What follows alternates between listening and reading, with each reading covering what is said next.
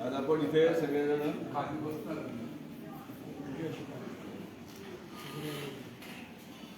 Upload तयार केलं ना. टाईप करा. आज आपण इथे सगळेजण अंजलीताई, अंजली वहिनी, नितीन यांनी जे गुरुवर्य अरुणकाका भावे यांच्या सुलभ संक्षिप्त भागवताची गेली 5.5 वर्ष 6 वर्ष ते ओवीबद्ध भागवताचं फेसबुकवर रोज 5 ओव्यांचं निरूपण ते करत होते, त्या करत होत्या आणि ते त्याचं 5 ओव्या रोज अपलोड करायच्या. त्या जवळजवळ 25 ते 30 हजार लोकांपर्यंत फेसबुकवरनं जात होत्या. त्याचा आज कळसाला पोचल्याचा आपण इथे करत आहोत समारंभ. त्याचा आज अपलोड शेवटच्या याचा अपलोड आज होणार आहे.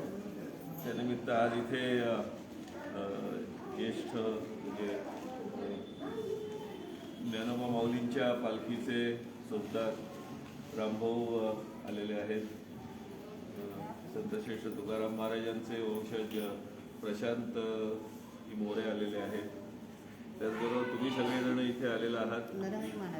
नरहरी महाराज चौधरी आलेले आहेत आणि तुम्ही सगळेजण इथे वीर महाराज देवस्थानचे या देवस्थानचे व्यवस्थापक आणि वीर महाराज आलेले आहेत. इतके सगळेजण तुम्ही आलेले आहात. हा एक सुंदर योग आहे आणि इथून आता अंजलीताई अपलोड करतील आणि मी ओक कुटुंबियांतर्फे त्यांच्यातर्फे आणि सगळ्यांचं इथे स्वागत करतो आणि नितीन महाराजांना सांगतो की त्यांनी पुढची सूत्र हाती घ्यावी. मी पहिल्यांदा रामभाऊना एक आपण आपल्याला एकूण 15 अपलोड करायचे असतात. रोज आपले 11 ग्रुप्स आणि 4 पेजेस आणि मुख्य अपलोड तिच्या अकाउंटला. तर मी पहिलं रामभाऊना एक विनंती करतो की तिच्या अकाउंटला पहिले सुरुवात करा, बाकीच्या ठिकाणी नुसतं शेअर असतात. हे अपलोड पहिलं रामभाऊंच्या हस्ते आपण करतो. ज्ञानेश्वर महाराज देवस्थान संस्थानचे वंशपरंपरागत चोपदार रामभाऊंच्या हस्ते आत्ता हे पहिलं अपलोड होत आहे.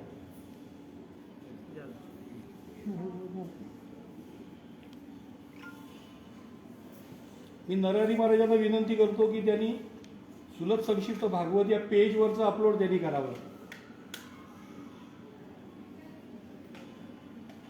सुलभ संक्षिप्त भागवत याच्यावर आत्तापर्यंत सगळी अपलोड झाली.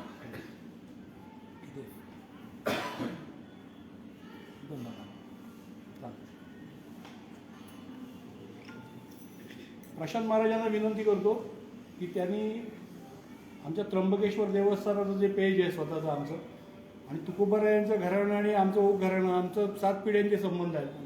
तर देवस्थानच्या आमच्या त्याच्यावर त्यांनी अपलोड करावं.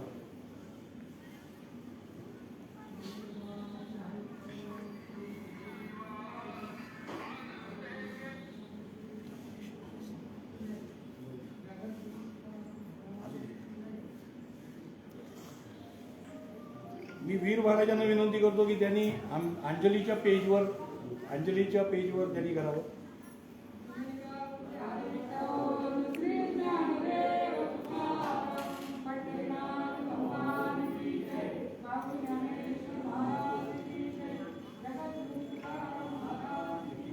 मी डॉक्टर खासनीसांना विनंती करतो त्यांनी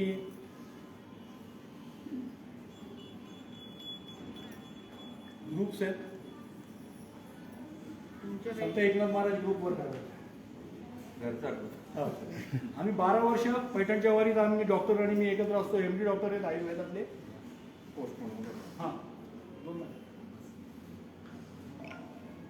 सच्चिदानंद महाराज कांबेकर आमच्या भागातले तरुण कीर्तनकार आणि साखरे महाराजांचे शिष्य. गेली 12 वर्ष आपल्या मंदिरात यांची सेवा चालू असते कीर्तनाची त्र्यंबकेश्वराच्या. त्यांना मी सांगतो संतवाणी या ग्रुपवर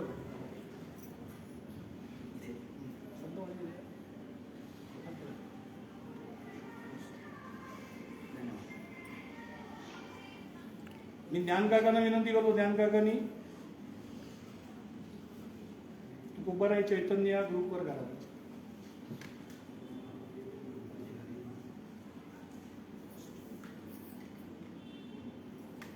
अण्णा ये गोविंद अण्णा आमचे दिंडीचे चालक. मी ज्या दिंडीतनं 7 वर्ष चालतो यांनी माझी खूप मोठी काळजी घेतली. ते गोविंद दोरगे वारकरी संप्रदाय.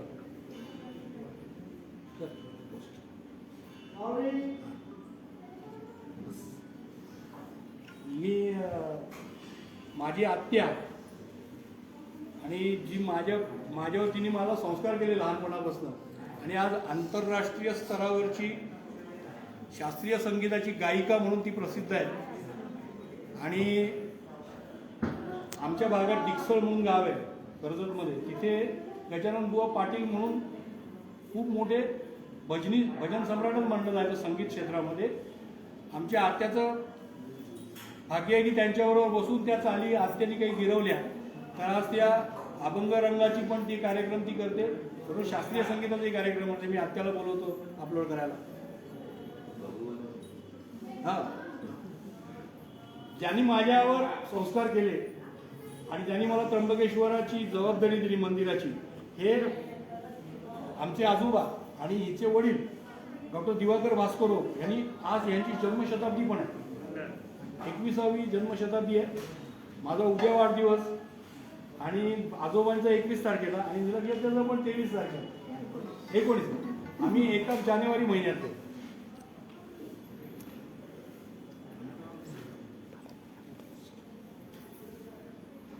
आमचे घराणे जावई आहेत.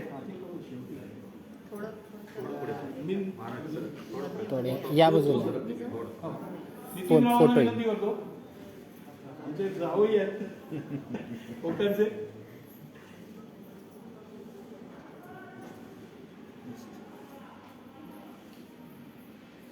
रामदास दादा या. फटाफट करा, फटाफट वेळ आहे आपल्याकडे.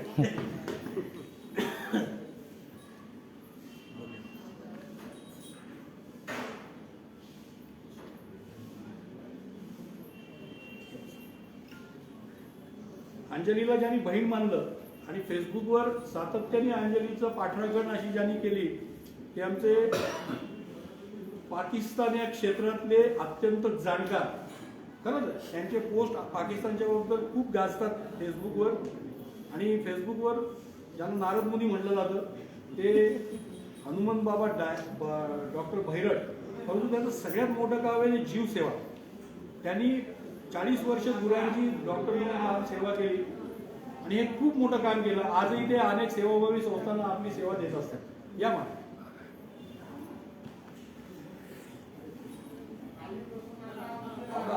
हे बरोबर नाही साधा दाजी, लोक हसतील आपल्याला.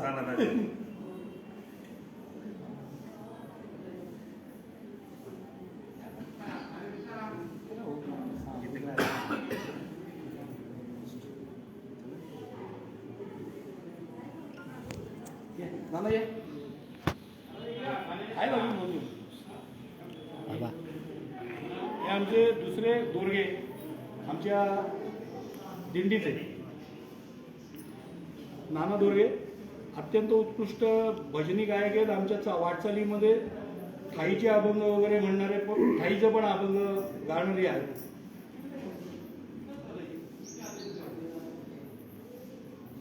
यांची जबाबदारी म्हणजे माझ्यासारख्याला जो शहरी वातावरणात वाढला आणि अख्ख्या तुकोबारायांचा सोहळा पूर्ण ग्रामीण भागातून जात असतो, सुविधांची थोडीशी कमी असते, या लोकांनी मला चालवलाय आणि मला सांभाळलाय.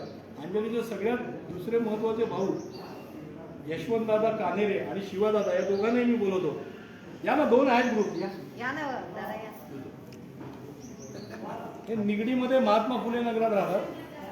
परंतु ह्या वयामध्ये सगळ्यात मोठं कार्य म्हणजे आजही न चुकता सार्वजनिक शौचालय कानेरे दादा निष्ठेने साफ करतात रोज म्हणजे काम. लोक मी सांगतो ना की या फेसबुकमध्ये आम्हाला जे काही मिळालं नाही ही सगळी आचारवंत मिळाली.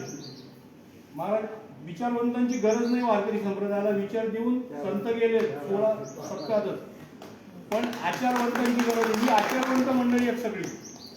म्हणजे डॉक्टर काय किंवा कानेरे दादा काय किंवा आमचे ज्ञानकाका काय. आज ज्ञानकाकांचं तर तुम्हाला माहिती आहे, तुम्ही तुमचे त्यांच्या सेवेचे लाभही घेतात अनेक जण समाधी सोहळ्याच्या वाटचालीमध्ये. पण ही सगळी ज्ञानवंत मंडळींपेक्षा गुणवंत मंडळी मिळाली. तर त्यांना मी दोघांना बोलवतो आणि हे अपलोड एक करतो. वारकरी संप्रदाय आणि विठ्ठल वासदी भजनी मंडळ हे आमचं बदलापूरचं मंडळ आहे त्याचं काम. आणि शेवटचं अपलोड करायला मी अशा खास व्यक्तीला बोलवतो की ज्यांच्यामुळे हे सगळं करणं आम्हाला जमलं. ते किशोरदादा भावे म्हणजे काकांचे चिरंजीव. आज दोघंही आहेत नाही पण वहिनी आशीर्वाद द्यायला माझ्याबरोबर आहे. मी माझ्या मोठ्या वहिनीला आमंत्रण करतो आणि एक शेवटचा अपलोड तिच्या हस्ते करतो.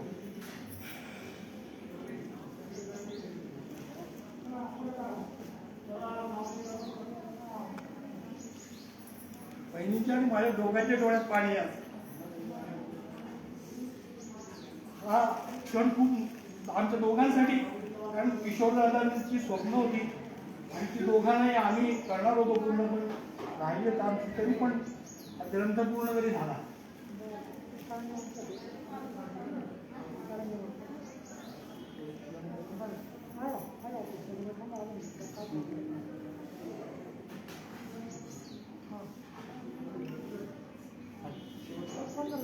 शेवटची अपलोड झालेलं आहे आणि हे पूर्ण अपलोड आता झालं शेवटचं. तुमच्या पेजला लागलं. हो माझं पेजचं नंतर करतो. भावे काकांना तो थोडीशी माहिती सांगतो आणि ते ग्रंथ द्या की तो ते द्या. भावे काकांनी पुण्यापुढे 56 वर्षामध्ये आयुष्याच्या हे मोठे ग्रंथ लिहिले. हा पहिला ग्रंथ आहे देवी गीता. या देवी गीताचं वैशिष्ट्य असं आहे, माऊलींनी जशी गीतेवर टीका केली भगवद्गीतेवर, तशी देवी भागवतामध्ये 31 ते 40 अध्यायामध्ये देवीने हिमालयाला उपदेश केला. त्या 10 अध्यायांवर काकांनी ही ओवीबद्ध टीका लिहिली, वर श्लोक आणि खाली टीका, म्हणजे ज्ञानेश्वरी सारखी. हा अभ्यास आतापर्यंत कोणी महाराष्ट्रात केला नाही. मराठीमध्ये हा पहिला ग्रंथ आहे.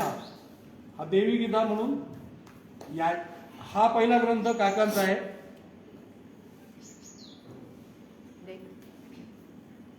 माझ्याकडे ग्रंथच नाही आता, म्हणजे वहिनीकडे पण नाही, आमच्याकडे पण नाही, ग्रंथच नाही. आता जे काही ग्रंथ आहेत ते फेसबुकवर आहेत या पेजेसच्या माध्यमातून. त्याच्यानंतर भावे काकांनी प्रशांत महाराज हा आपलं बोलणं झालं होतं, तुकाराम चैतन्य विजय हा 10 अध्यायाचा तुकाराम महाराजांचं चरित्र पूर्ण ओवीबद्ध लिहिलं. हा ग्रंथ आहे तो.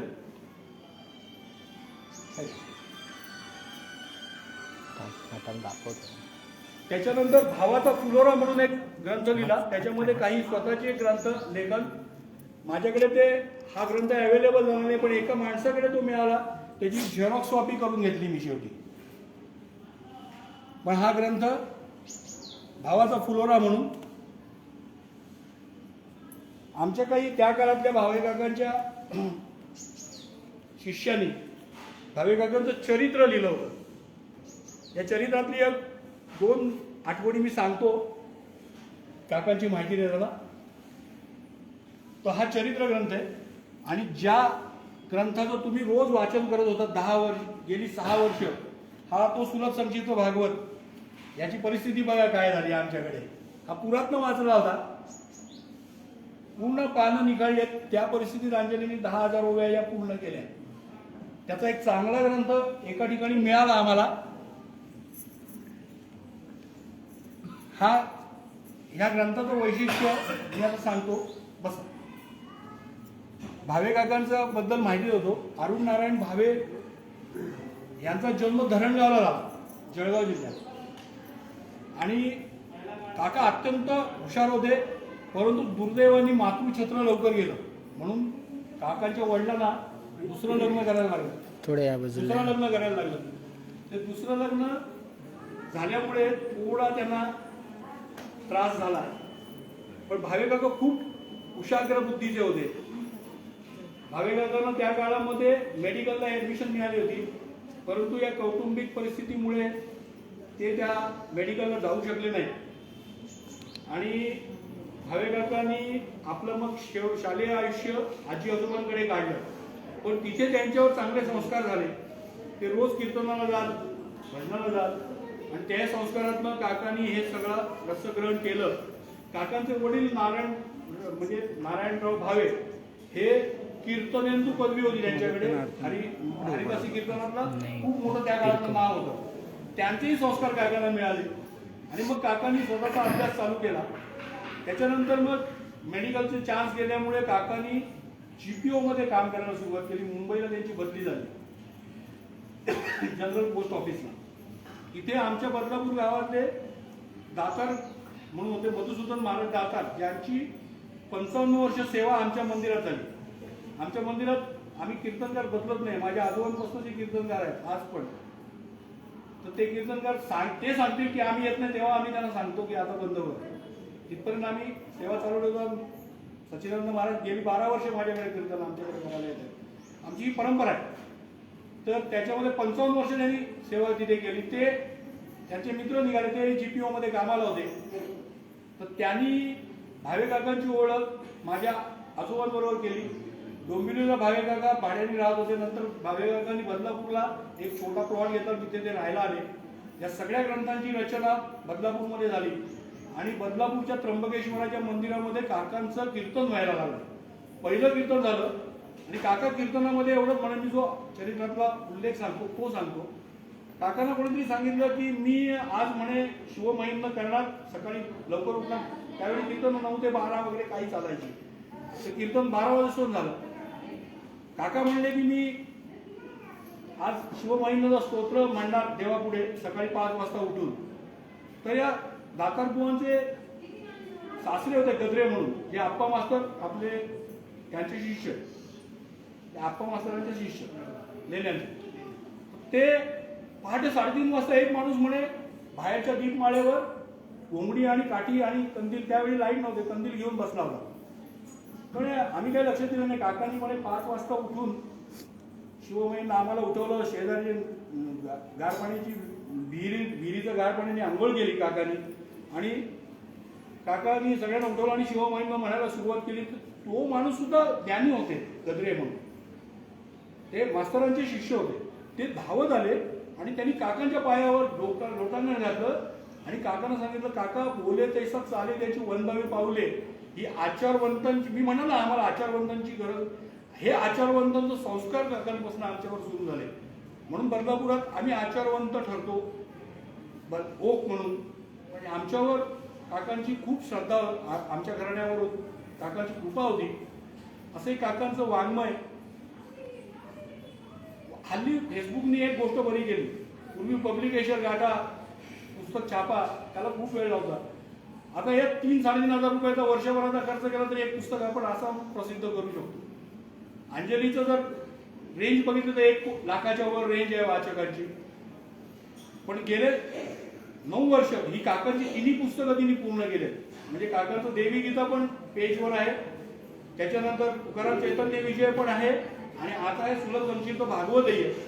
भावाचा पुनरावृत्तीला जसा वेळ मिळेल तसं ती नंतर करेल. मी काकांचं चरित्र आणि त्यांचा एकंदरीत वाङ्मयीन विस्तार सांगितला. मी रामभाऊंना विनंती करतो की त्यांनी आशीर्वाद पर बोला ना, कोणीतरी रामभाऊ आहे, तुम्ही बोला बोला नरहरी महाराज आशीर्वाद पर बोलतील.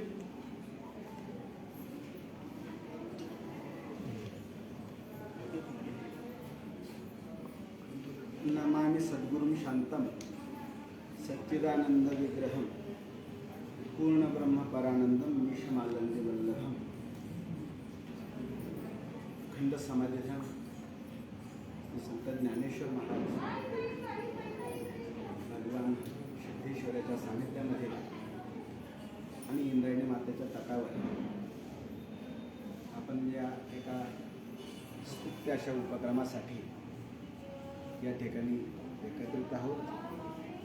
आजच्या कार्यक्रमाला माऊली वंश परंपरागत चोपदार हरिभक्तपरायण रामभाऊ चोपदार तुकोबारायांचे वंशज हरिभक्तपरायण प्रसाद महाराज हुकम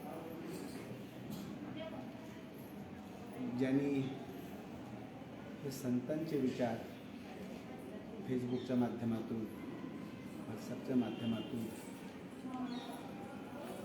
लाखभर नव्हे तर लाख मोलाच्या माणसांपर्यंत पोहोचवण्याचं काम केलं. अशा अंजनाताई ओक आणि श्रीयुत ओक आणि त्यांच्या समवेत आलेली सगळीच डॉक्टर एम.डी. असतील, हे असतील, आत्याबाई असतील, सगळे महाराज असतील, सगळे अतिशय एका भावनेतून जसं ज्ञानोबा तुकोबा संतांची वचनं आहेत सत्कर्माच्या एका चांगल्या कामासाठी आपण अतिशय प्रेमळ भावनेने स्वज्वळ अंतःकरणाने निष्काम बुद्धीने आपण या ठिकाणी एकत्र आहोत. खरं तर अंजलीताईचं कौतुक करायला हवं. त्यांना खूप संप्रदायाच्या कामाची कळकळ आहे. जेव्हा जेव्हा संप्रदायाचे प्रश्न घेऊन आम्ही मुंबईला जातो त्यावेळेला ते आवर्जून फोन करतात आणि माझी काही तुम्हाला आवश्यकता आहे का, मी काही मदत करू शकते का.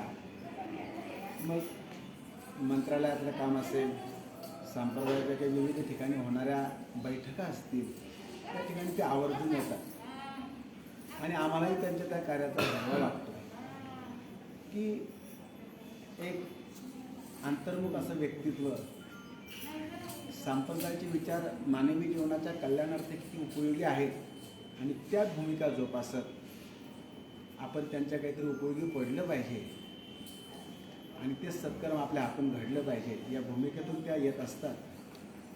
तर त्यांना खूप धन्यवाद द्यावेत तेवढे थोडे आहेत. आता जो लोकांनी सांगितलं संत विचार हे अतिशय प्रगट आहेत. संतांनी विचारांचा वसा आणि वारसा एवढा मोठ्या प्रमाणात आपल्याला दिलेला आहे की आता कोणीतरी बुवानी यायचं आणि ते विचार सांगायचे ते आपण ऐकायचे अशी काही आपली भूमिका नाही. फक्त एकच भूमिका करण्याची आवश्यकता आहे की जी लोकांनी सांगितली. तुकोबारायांनी अनेक ठिकाणी सांगितलेली आहे. ज्ञानोबा म्हणतात माझी सत्यवादाचे तर वाचा केली बहुत कल्प.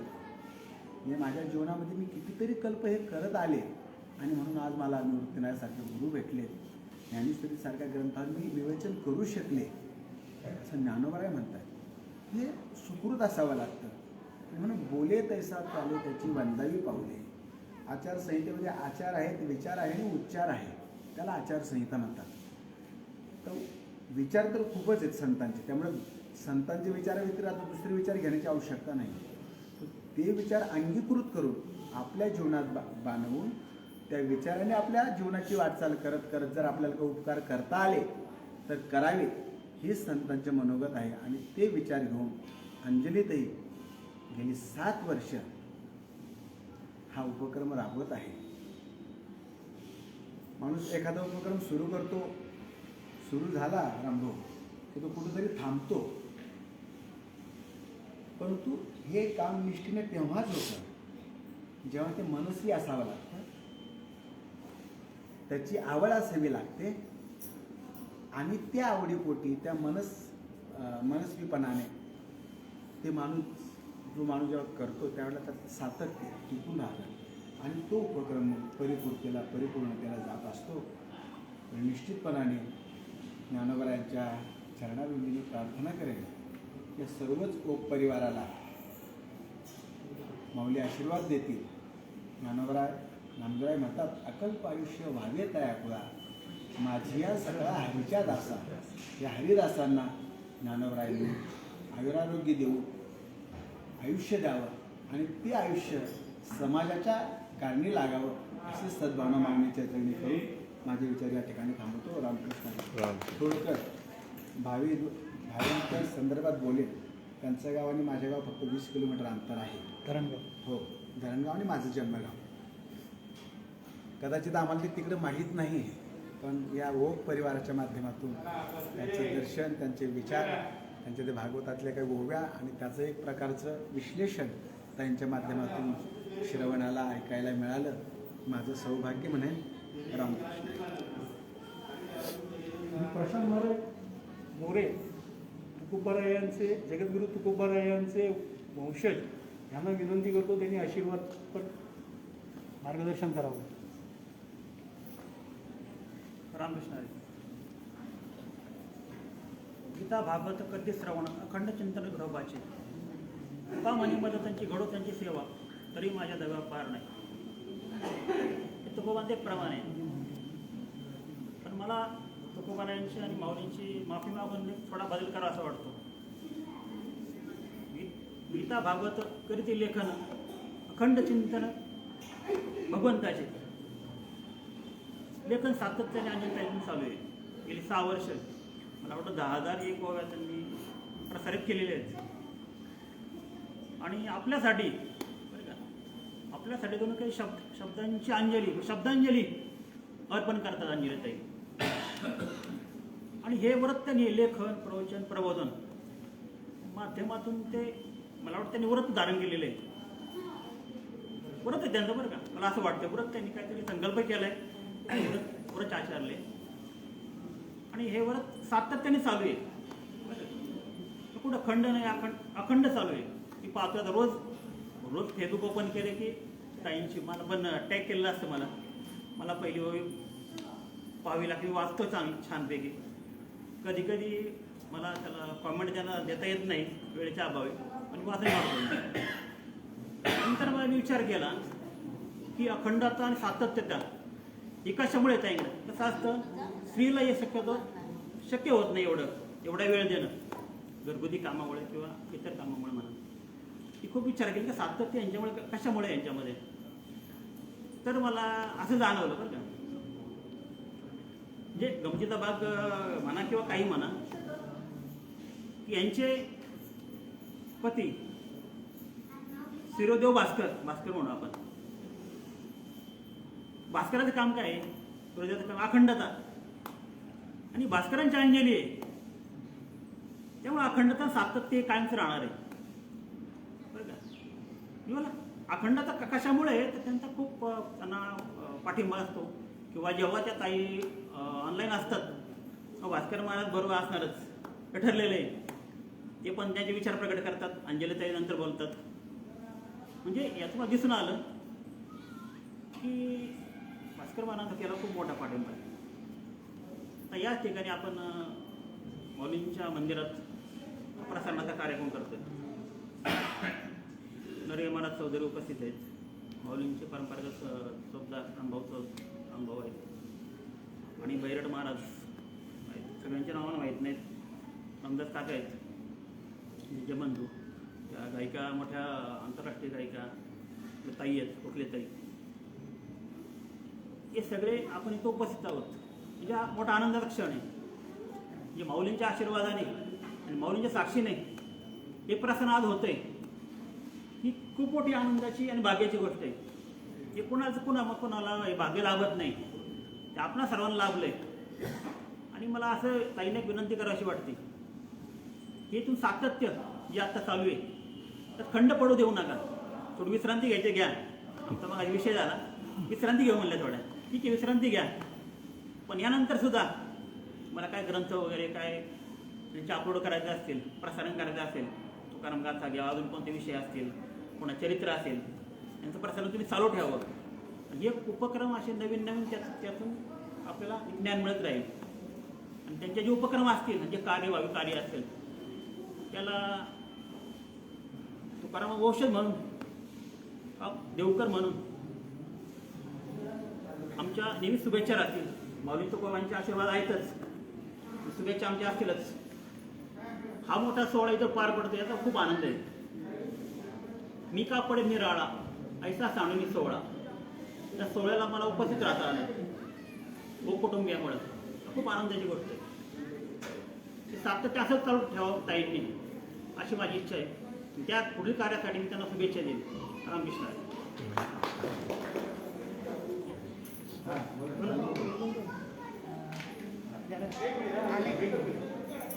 पुरुषोत्तम दादा आले. अंजलीचे बंधू आळंदीमध्ये ज्यांना अंजली भाऊ आणते असे पुरुषोत्तम दादा आले. 2 मिनिटं पुरुषोत्तम दादा अभिवाचन करा. या. जर केलं ना नाही, तर नाही, मी नाही. दिसत नाही, नाही, नाही नाही. लाईव्ह चाललंय. नाही, नाही, नाही, नाही. बोला तुम्ही. त्यांना पण जायचं टेंभुर्णीला. उद्या संध्याकाळी कीर्तन आहे 6 वाजता. एक सच्चिदानंद महाराजांना विनंती करतो. सच्चिदानंद महाराज.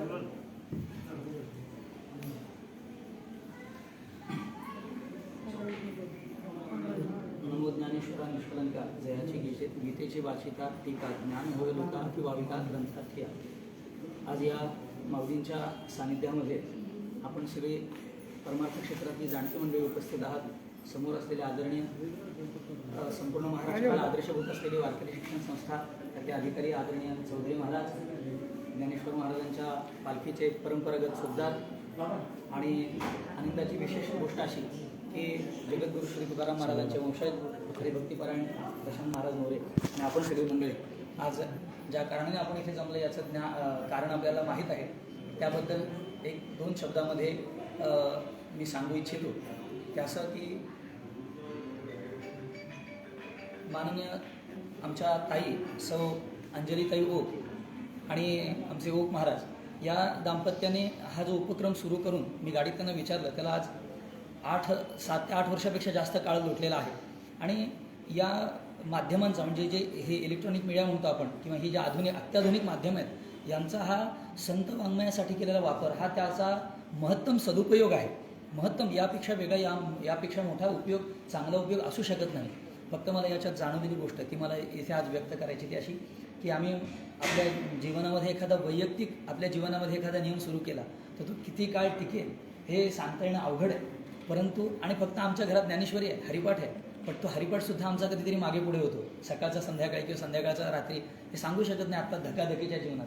परंतु नुसतं लिहिणं नाही तर त्या मोबाईलवर जाऊन ते प्रत्येक ओवी अपलोड टाईप करायची आणि ते नियमाने 1 दिवस नव्हे, 1 महिना नव्हे, ते गेली 8 ते 10 वर्षे सतत. काही ग्रंथांची त्यांनी मला नावं सांगितली, ते नावं मला आत्तासुद्धा लक्षात नाही, फक्त 2 तासाच्या अंतरात. म्हणजे संत वाङ्मयाचा प्रचार प्रसाराची जी आपण कामं करतो त्यामध्ये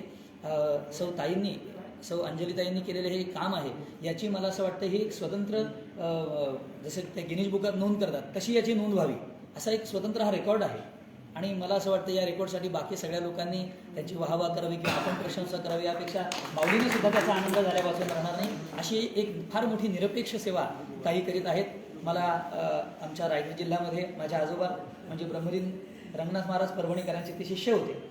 कांबेकर महाराज यांच्या वतीने यांच्या सर्व परिवाराच्या वतीने आणि आपण जी सगळी सुज्ञ मंडळी आहात आपल्या सर्वांच्या वतीने आणि आणखी जर सांगायचं झालं तर संपूर्ण आपल्या वारकरी संप्रदायाच्या वतीने मी एक सेवेकरी म्हणून पाईक म्हणून एक अनुचर म्हणून या संपूर्ण कार्याला ताईंच्या खूप आणि खूप शुभेच्छा देतो. आणि माऊलीने एक प्रार्थना करीत की आमच्यासारख्यांच्या हातून सुद्धा अशा सेवा घडाव्यात आणि आपल्या सगळ्यांना एक निरोप असा देईन की ताई हे मोठं काम करतात, आपण फक्त वाचायचं काम किमान करायचं. महाराजांनी सांगितलं की आता वेगळे विचार देण्याची गरज नाही, अशी सद्बुद्धी आपल्याला देऊन तसा आचार आपल्याकडून घडावा.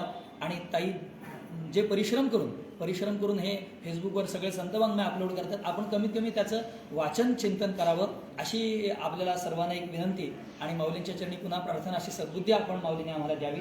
धन्यवाद. रामकृष्ण.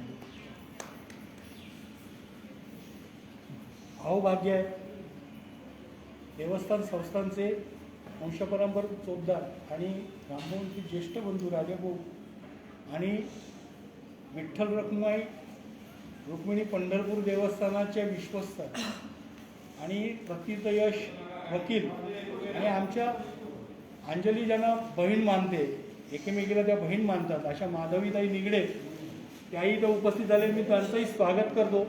आणि रामभाऊना मी विनंती करतो, राजाभाऊ पण बोलतो.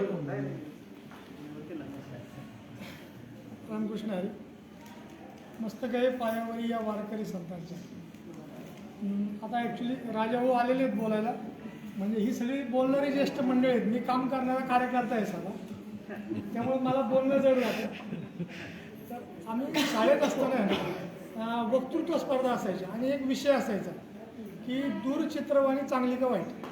तेव्हा टी व्ही नवीन आले होते, म्हणजे बरेच जण भरभरून बोलायचे दूरचित्रवाणी चांगली आहे, कोण काय सांगायचं वाईट आहे. तर आता काळ आलेला आहे की सोशल मीडिया हे चांगलं का वाईट, म्हणजे बरीच डिबेट होऊ शकते की तो कुणाला वरती पण नेतं, कुणाला ट्रोल करून खाली पण टाकतं, वेगवेगळे त्याचे फायदे दुष्परिणाम सगळे दिसत आहेत. परंतु ओक दाम्पत्याकडे जर पाहिलं आणि त्यांचं सोशल मीडिया पाहिलं तर निश्चितपणे सोशल मीडियाचा कसा चांगल्या रीतीने वापर होऊ शकतो हे आपण पाहू शकतो. म्हणजे आता आपण फेसबुकला जर बघितलं, आता फ्रेंड लिस्टमध्ये बहुतांश आमचे सगळे सांप्रदायिकच मंडळी आहे. सगळं आपण स्क्रोल केलं की सगळं कोणाची कीर्तनं झाली, कोणाची काय, प्रत्येक कीर्तनकार स्वतः टाकत असतो की यांची कीर्तन सेवा झाली, ते मोठा हार घातलेला फोटो, कुठला अभंग घेतलाय हे काय ते फेसबुकला टाकत नाही, पण त्यांचा मोठा हार घातलेला फोटो आणि जमलेला जनसमुदाय एवढंच टाकतं. म्हणजे संप्रदायात सुद्धा सोशल मीडियाला मी आणि माझी परंपरा हे सांगण्याची अहमिका लागलेली आहे. परंतु त्यात ओक दाम्पत्याकडे जर पाहिलं की इतरांच्या परंपरेला आदर देऊन त्यांचं लिहिणं त्याबद्दल, म्हणजे अशी फार संप्रदायात कमी मंडळी राहिलेली आहे. म्हणजे त्यात त्या निष्ठावान ओक दाम्पत्याकडे पाहते. मला त्यांचा एकच गुण भावतो, म्हणजे मी आयुष्यात बरेच उपक्रम चालू केले, बरेच बंद पण पडले, परंतु ओक दाम्पत्याकडे की त्यांच्यात सातत्य आहे. त्यांनी जे जे चालू केलं ते तडीच नेलं शेवटपर्यंत.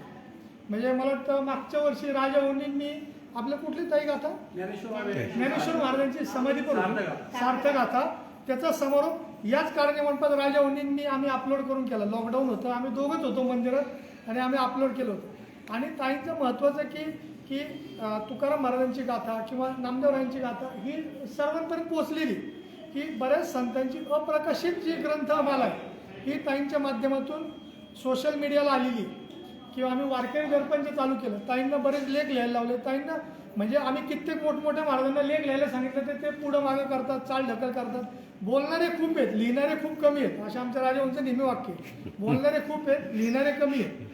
तर परंतु ताईंना जेव्हा आम्ही जो जो विषय दिला वारकरी दर्पणला लिहायला, ताईंनी कुठलाही कंटाळा न करता आम्हाला त्वरित ती लेख दिलेला आहे की म्हणजे कोकणातले सप्ते कसे आहेत, त्याची कसं कसं सिस्टीम असते, किंवा आजकाल जे सगळं सप्त्यांचं विद्रुपीकरण झालं आहे, सगळं व्यावसायिक आहे, ते कसे असावेत याबद्दलही ताईंनी परखड लिहिले. म्हणजे माझी ताईंना विनंती आहे, म्हणजे हे तर सगळा ग्रंथसंवाद येतं की ताईंना जे जे वाटतील, की जे जे विषय ताईंना वाटतील की संप्रदाय या विषयावर बोललं पाहिजे, त्यांनी बेधडकपणे बोलावं आणि लिहून ठेवावं. की लोक आज आहे ना व्यक्त होत नाही, परंतु ताईंना फॉलो करतात, ताईंना लाईक कॉमेंट नसतील करत, परंतु शांतपणे विचार करतात आणि त्याचं आत्मपरीक्षण करून सुधारण्याचाही प्रयत्न करतात. ओक दाम्पत्यांना त्यांचं एक कार्य संप्रदायाविषयी असंच चिरकाल चालू राहावं, त्यांना दीर्घायुष्य लावावं अशी माऊलींच्या चरणी प्रार्थना करतो आणि थांबतो. माऊलीचे वंशपरंपरा चोपदार आणि आमच्यावर नितांत प्रेम करणारे, आम्हाला मार्गदर्शन करणारे राजाभाऊ यांना मी विनंती करतो की त्यांनी आशीर्वाद कर बोलावं. ते कामावरनं झाले परस्पर. मस्तकय पायावरी या वारकरी संतांच्या आज या ठिकाणी ज्ञानेश्वर माऊलींच्या संजीवन समाधीसमोर आमच्या भगिनी असणाऱ्या आदरणीय अंजलीताई ओक त्यांचा सुलभ संक्षिप्त भागवत अरुण काका भावे लिखित याचा समारोप या ठिकाणी आज होत आहे. आत्ताच मगाशी रामभाऊंनी सांगितल्याप्रमाणे मला वाटतं गेल्या वर्षीच सार्थ ज्ञानेश्वरीचा देखील समारोप या ठिकाणी आपण केलेला होता. सोशल मीडियाचं माध्यम वापरून संत साहित्य त्याचा प्रचार प्रसार व्हावा, अनेक लोकांनी वाचावं या पद्धतीने ताई अतिशय व्यवस्थितरित्या काम करत असतात. त्यांना त्यांच्या सर्व कुटुंबियांची देखील साथ आहे आणि अप्रकाशित ज्याला साहित्य म्हणता येईल संतांचं अनेक असं अप्रकाशित साहित्य त्या पुढं आणतात. अनेकांनी ते वाचावं अशी त्यांची इच्छा असते. त्यावर मतं देखील व्यक्त झाली पाहिजे, त्यावर चर्चा संवाद झाला पाहिजे, परंतु त्याला अनेकांचा अभ्यासच त्या दृष्टीने कमी असल्यामुळे मर्यादा येतात. किंबहुना ज्यांचा अधिक अभ्यास आहे ते काही बोलणं टाळतात, त्याच्यामुळे याविषयी अधिक संवाद होत नाही. अर्थात नाही त्या गोष्टींवर अनेक चर्चा वितंडवाद करत बसण्यापेक्षा आध्यात्मिक अशा गोष्टीवर समाज त्या दिशेने गेला पाहिजे या दृष्टीने जाणकारांनी आपली मतं जरूर व्यक्त केली पाहिजेत. त्यांनी त्या पद्धतीने आपलं जे काही रोज एखादा अभंग त्याचं चिंतन असं देखील टाकता आलं तर ते टाकलं पाहिजे, कारण शेवटी ज्ञानेश्वर महाराजांनी भगवद्गीता भगवान श्रीकृष्णाने जी सांगितलेली होती ती संस्कृतमध्ये होतीच, पण त्यावेळेस ज्ञानेश्वरी हा जो टीकात्मक ग्रंथ केला हा कशासाठी केला असेल की ज्यावेळेस जी अज्ञ लोक आहेत त्यांना जी भाषा समजते त्या भाषेमध्ये ते ज्ञान मिळालं पाहिजे, अशा हेतूने त्यांनी भगवद्गीतेचं भावार्थ दीपिका किंवा ज्ञानेश्वरी त्यावेळेस माऊलींनी सांगितली. आता लोकांना जी भाषा कळते त्या भाषेमध्ये म्हणजे मोबाईलच्या माध्यमातून किंवा आता पुस्तकं अनेक ग्रंथ आहेत पण अनेक जण वाचत नाहीत, मोबाईल प्रवासात देखील असतील तर लोक वाचू शकतात ते, आणि अशा पद्धतीने हे सोपं माध्यम झालेलं आहे, त्याचा सदुपयोग झाला पाहिजे. ताईंचं नेहमी मला कौतुक वाटतं की जसं संत याच्या बाबतीत सांगितलं जातं जैसा अधिकार तैसा करू उपदेश, किंवा त्यांचे संत साहित्य वाचलं तर हे एक अंग आहे त्यांचं, आणि इतर ज्या सामाजिक जीवनावरच्या त्यांच्या जर पोस्ट पाहिल्या तर त्यांचं ते वेगळं अंग तुम्हाला पाहायला भेटतं. मग त्यामध्ये काही ताईंकडून असे वेगवेगळे शब्द वापरले जातात. लोक म्हणतात ते ताई नक्की धार्मिक आहेत का, असे शब्द का वापरतात, तर कदाचित त्यांना असं प्रचिती आली असेल की जैसा अधिकार तैसा करू उपदेश, ज्याला जी भाषा कळते त्या भाषेमध्ये त्याला सांगितलं पाहिजे, अशा पद्धतीने कदाचित त्यांचा त्यामध्ये भाव असावा असं मला वाटतं.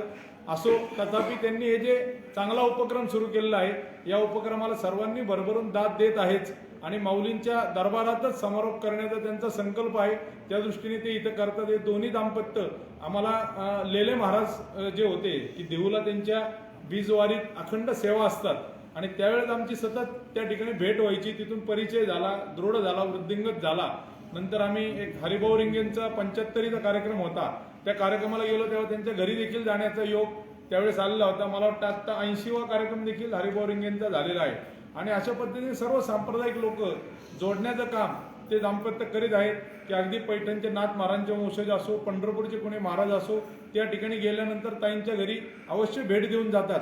असं संप्रदायाला देखील जुन्या आणि नवीन पिढीला सांधण्याचं काम अतिशय योग्य रीतीने ते करतायत. त्यांच्या कार्याला माऊली तुकोबाराय आशीर्वाद देवो आणि त्याला यश लाभो अशी प्रार्थना मी माऊलींच्या तुकोबारायांच्या चरणी करतो आणि माझं मनोगत थांबवतो. जय. त्यानंतर एक थोडक्यात अंजली तिचं मनोगत बोलेल, त्याच्यानंतर सगळ्या मान्यवरांचा सत्कार म्हणजे एक शाल आम्ही प्रतीक म्हणून आणले ती करू, आणि आत्याबाई आमच्या जे शेवटचं जे अपलोड आहे आत्ता हे संस्कृत आरती आहे माऊलींची जी भावेकाकांनी रचली, ती शेवटचं गान करतील आरतीचं, आणि मग आपण हा कार्यक्रम संपवू. मी अंजलीला विनंती करतो की तिने तिचं मनोगत व्यक्त करावं.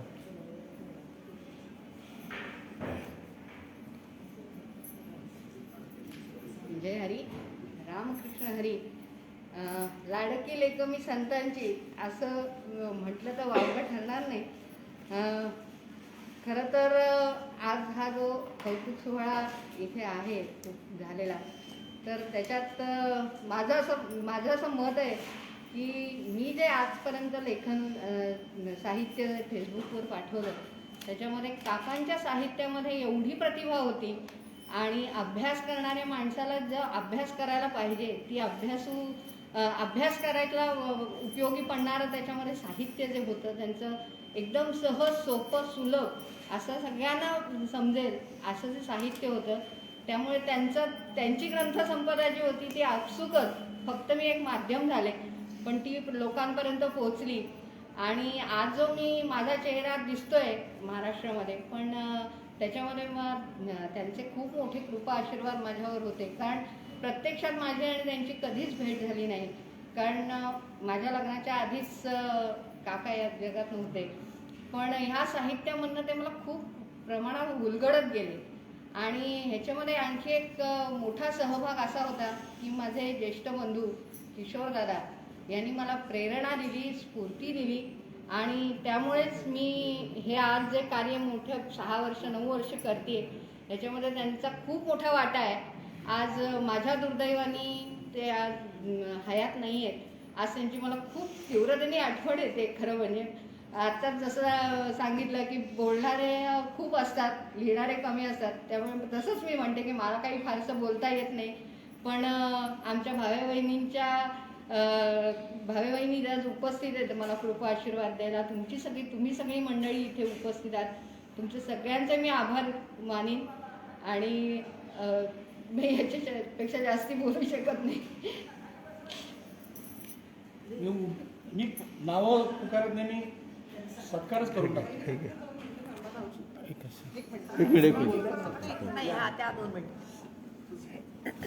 भावे काकांच्या सूनबाई आणि किशोरदादांची पत्नी त्या आलेल्या आहेत तिथे.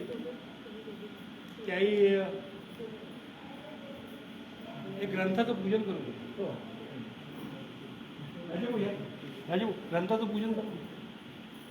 हे मी सगळे म्हणजे तुम्ही आता उशीर आले म्हणून मी काकांची सगळी ग्रंथ आणली. देवी गीता हा तुकाराम चैतन्य विजय आणि हे भावाचं फुलोरा आणि काली आहे. सुलभ संचित काकांचं हे दोन्ही घेऊ शकशील. मी कॅमेरा घेतो आता. प्रशांत महाराज या ना, या ग्रंथाची तुम्ही करा.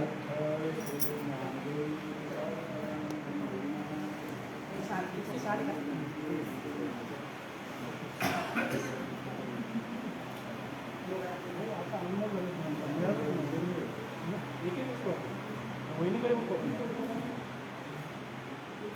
आता किशोर म्हणजे किशोरबाबांनी हा ग्रंथ काही करण्यासाठी म्हणून काय करतो वहिनी या.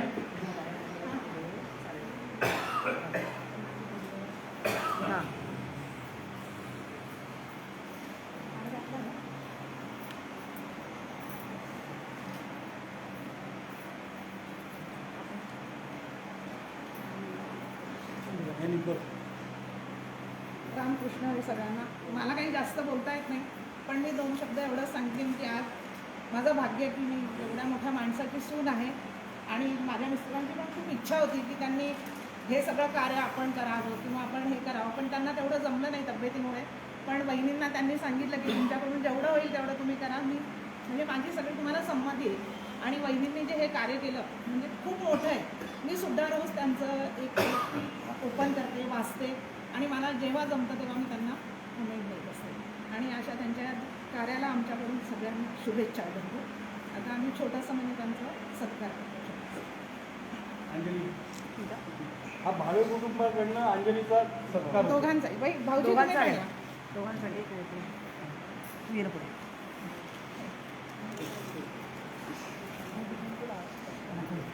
आई आधी काकांचा करा. मी काय गाडीजवळ नाही. त्यांचं पण आहेच नाही, नाही, मी असं आता नाही. एक काका एकटी असते तरी आज तुमच्या पुढे हे सगळं पुढे जातंय. घरातल्यांची साथ घरातल्यांची साथ आहे त्याशिवाय नाही.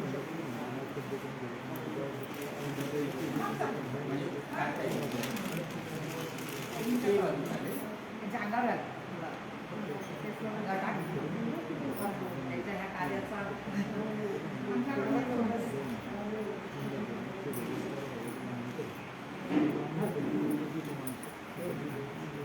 तुला का नाही दिली का नाही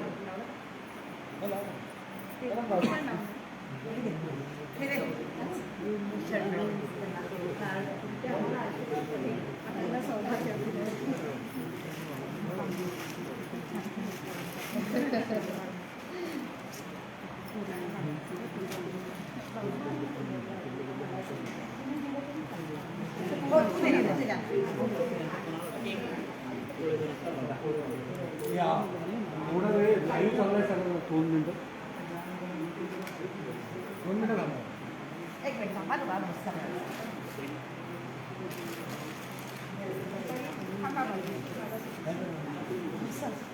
हे ठेव. त्या अंजली त्या शाली घे फटाफट. डॉक्टर साहेब बोलतात या ना. या नाही तुमचं तोपर्यंत हे चालू करतो. आणि हे घेऊनच ये. ते फुलं कुठे आहेत? हा फुलं फुलं नको जाय. ठीक आहे. हे इकडे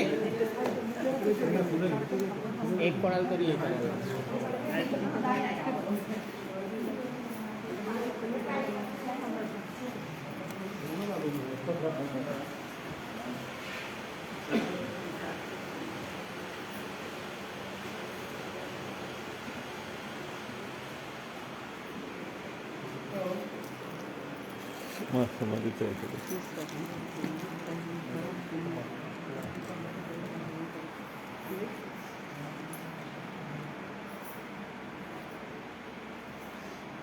एकच मिनिट सर्वांचा वेळ सगळ्या देतो. हो चालू आज आहे आपला अंजलीताईंचा हा संकल्पपूर्ती या माऊलीच्या दरबारात झालेली आहे. त्यानिमित्त गजानन महाराजांचा जो काही शेगावचा परिवार आहे त्यांच्या परिवारातर्फे मला थोडंसं त्यांना छान श्रीफळ द्यायचं, त्याचा त्यांनी स्वीकार करावा महाराजांचा प्रसाद म्हणून. आणि ही प्रेरणा आपल्याकडून अनेकांनी घ्यावी आणि फेसबुकसारख्या माध्यमाचा सदुपयोग, जसं मग असे रामभाऊंनी सांगितलं असतं की सोशल मीडियाचा सदुपयोग व्हायला पाहिजे. शाप की वरदान ते शाप न होता वरदान व्हावं अशी या प्रसंगी मी आपल्या सर्वांना प्रार्थना करतो आणि आपण प्रसाद स्तोत्री करावा अशी विनंती करतो. मी आत्याला विनंती करतो. आत्या आत्ती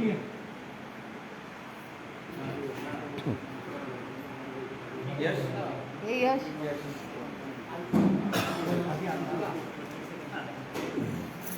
या दरबारात प्रसाद मिळणं खूप मोठं आहे आणि संकल्पपूर्ती पण होणं.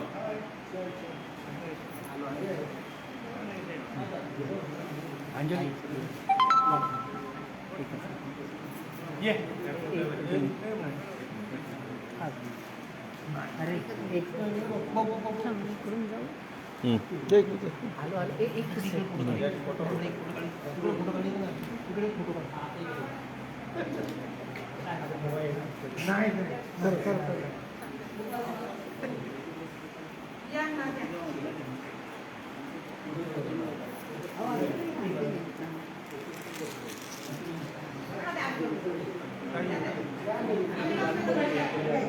नितीन नितीन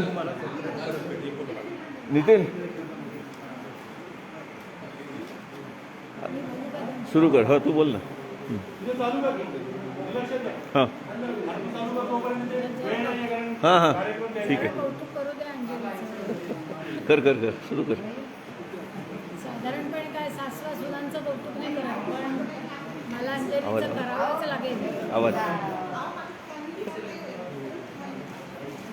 आवाज वाढ. अंजलीने एवढ्या सातत्याने, आणि मला कसं कळलं की फेसबुकवर एकदा मी भावे काकांचा फोटो बघितला आणि तेव्हा मी म्हटलं अरे जे अंजली काहीतरी चांगलं करते. मग बघितलं तर देवी गीता, मग हे सुलभ संक्षिप्त भागवत, अनेक तिचं चाललं होतं, ती पोस्ट करत होती.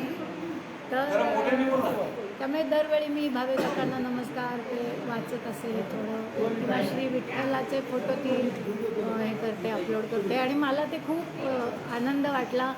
आणि भावे काकांच्या मला कीर्तनाची आठवण आहेच कायम, कारण एक त्यांचं त्या अर्धोन्मीलित नेत्र असायचे आणि त्यांचं फार फार विद्वत्तापूर्ण आणि त्यांचं भक्तिरसात डुंबलेलं असं कीर्तन असायचं. फार आम्हाला त्याचा लाभ झाला. खरंच आम्ही भाग्यवान असं म्हणायला पाहिजे.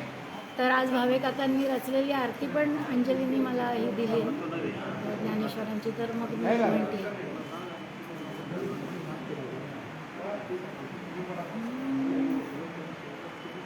इंद्रायणी तटवासिन श्री आळंदीपते देशिक राज दयाघन दुरितक्षयकारिन्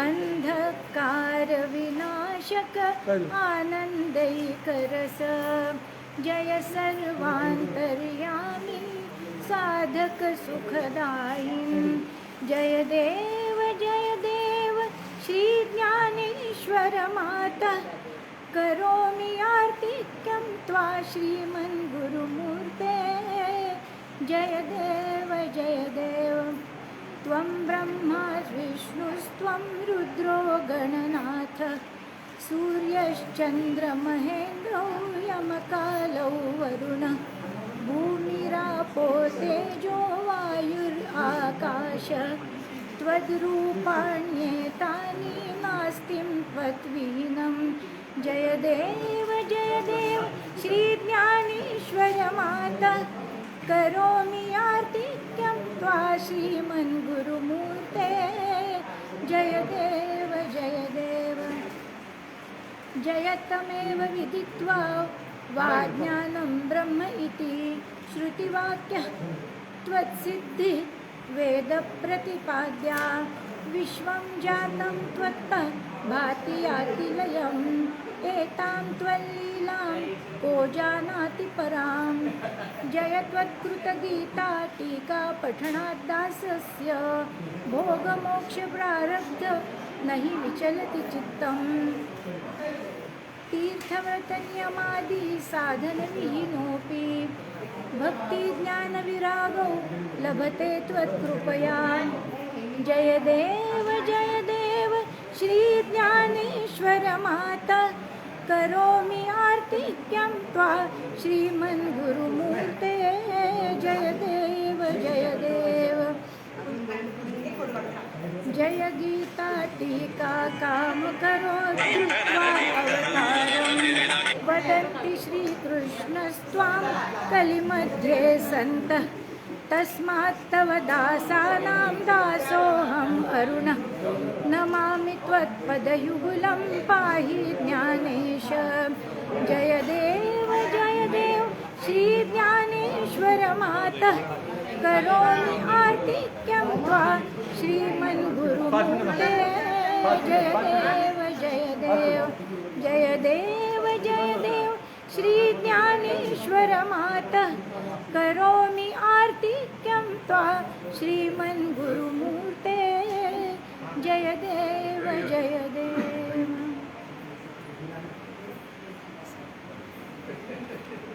कार्यक्रम संपवायच्या आधी सगळ्यांना एक आमंत्रण देतो की आपण आता कार्यक्रम संपलाच आहे